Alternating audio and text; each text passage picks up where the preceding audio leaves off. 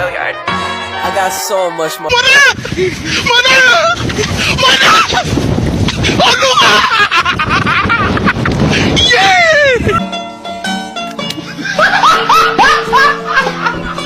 Are you ready, kids? Aye, aye, Captain! I can't hear you. Aye, aye, Captain! Oh! Fucking design on right now.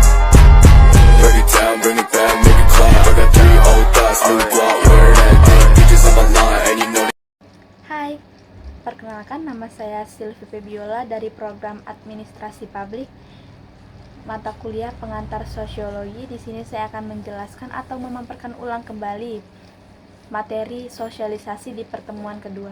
Berikut dan simak materinya. Secara sederhana, sosialisasi adalah sebagai sebuah proses seumur hidup yang berkenaan dengan cara individu mempelajari hidup, norma, dan nilai sosial yang terdapat dalam kelompoknya agar dapat berkembang menjadi pribadi yang dapat diterima oleh kelompoknya. Menurut Peter L. Berger, proses belajar seorang anak untuk menjadi anggota yang berpartisipasi dalam masyarakat yang dipelajari dalam proses sosialisasi adalah peran, nilai, dan norma sosial. Proses pembelajaran tentang nilai dan norma. Teori yang akan membahas tentang sosialisasi pada umumnya adalah teori tentang peran. Salah satunya teori George Herbert Mead. Mead mengatakan manusia yang lahir belum mempunyai diri. Oleh sebab itu, proses sosialisasi sangat dibutuhkan oleh seorang anak. Menurut Mead, dalam perkembangan diri ada beberapa tahap. Di antaranya adalah play stage, game stage, dan generalized order. Baik, yang pertama itu ada play stage. Play stage itu adalah seorang anak mulai belajar meniru apa yang dilakukan oleh sekitarnya. Contohnya, dia meniru apa yang ibunya lakukan, ayahnya lakukan, kakaknya lakukan.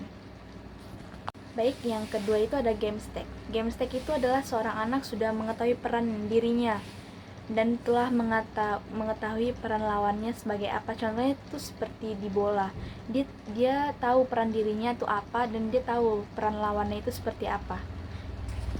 Yang ketiga itu ada generalized order. Seorang anak telah mampu berinteraksi dengan orang lain dalam masyarakat karena ia telah memahami perannya sendiri dan telah memahami peranan orang lain dengan siapa ia berinteraksi. Misalkan selaku anak ia telah memahami yang dijalankan oleh orang tua, dan selaku siswa ia telah memahami peran dari seorang guru. Berikutnya, seorang ahli sosiologi bernama Charles H. Cooley berpendapat seseorang itu berkembang melalui interaksinya dengan orang lain. Diri yang berkembang melalui interaksinya dengan orang lain dinamakan looking glass self. Cooley berpendapat bahwa dalam proses looking glass self ada 3 tahap. Tahap pertama adalah seseorang mempunyai persepsi terhadap dirinya. Tahap kedua, seseorang memiliki penilaian terhadap penilaian yang diberikan orang lain padanya. Tahap ketiga, seseorang memiliki perasaan terhadap apa yang dirasakannya sebagai penilaian orang lain terhadapnya. Contohnya itu seperti seorang mahasiswa mendapatkan nilai D atau E, maka ia akan merasakan bahwa dirinya itu bodoh. Dan ketika dia merasakan seperti itu, dia berpikir bahwa dia akan merasa kurang dihargai oleh dosen, dan selanjutnya dia akan menjadi pemurung.